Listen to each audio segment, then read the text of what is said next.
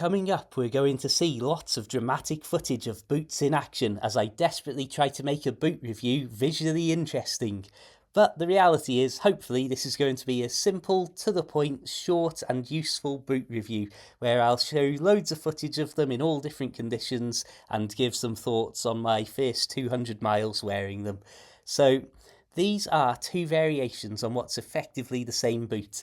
The Merrell men's Moab 3 GTX walking shoe, as they call them. You can see my first thumbs up here on opening the first box was feeling how rigid and solid the soles feel. One of my biggest disappointments I've had immediately on opening some pairs of shoes in the past is how flimsy and feeble the soles feel, which I always think is a sign that it won't take long before you start to really feel the gravel and rock and stones and grit beneath your feet as you walk. So you can see what I was describing here. These are the Merrell men's Moab 3 GTX mid boots, and that mid just refers to them being higher around the ankle than what I call the normal shoes. So grey are boots and black are shoes as far as I'm concerned.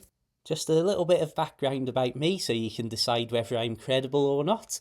These were bought with my own money from Amazon. They weren't given to me. It's not a sponsorship or anything like that. I tend to average about 100 miles of walking a month, and that's what I call just normal walking, not proper big hiking, which I record as a separate activity. And I see boots as a tool to be used as much as they are a garment to be worn. And what I mean by that is they should be there to enable you to get out walking in all sorts of different conditions in a comfortable and safe manner. Of course, you don't expect to be going in extreme conditions with them, and I do tend to push these a little bit too far and wear them just a little bit longer to get the maximum value, to the extent you can see they do start to fall apart around my feet sometimes, even when I'm out hiking in the snow.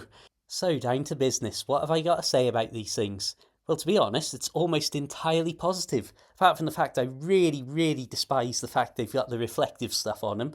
The only thing that concerned me to begin with on the boot versions was that it seemed very loose around the toes, but of course I then remembered they were brand new, so I hadn't pulled the laces all properly tight up through the front of the shoe like you've just seen me do there. And once I did that, obviously it made the toe area a lot tighter, and since then, if I'm honest, I've got almost nothing negative to say about them.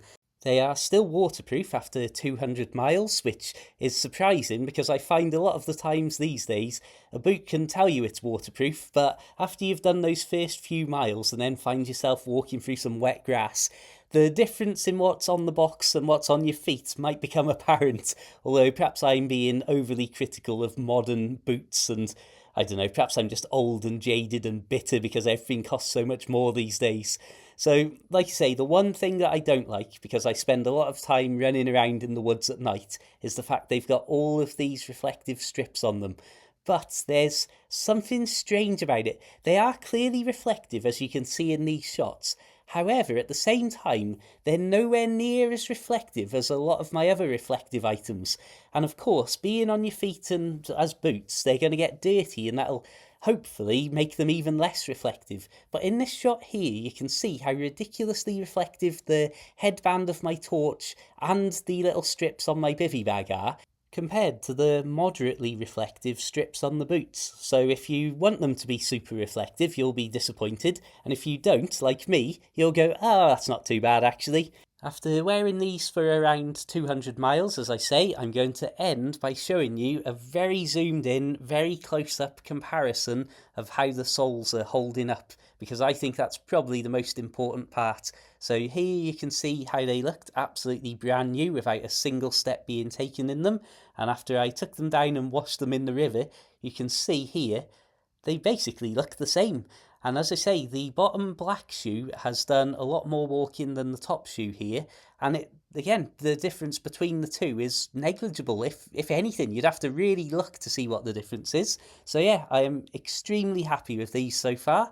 So thank you very much for watching. I'll leave some Amazon associate links to these in the description below. If you buy through those, then I will get a commission, so that's a way to support the channel if you like what you see. If not, then don't. And I hope that you have some wonderful walking anyway. Until the next time, my friends, thank you so much for tuning in. Keep it interesting, keep it boot worthy, have a fantastic day, and of course, my friends, farewell.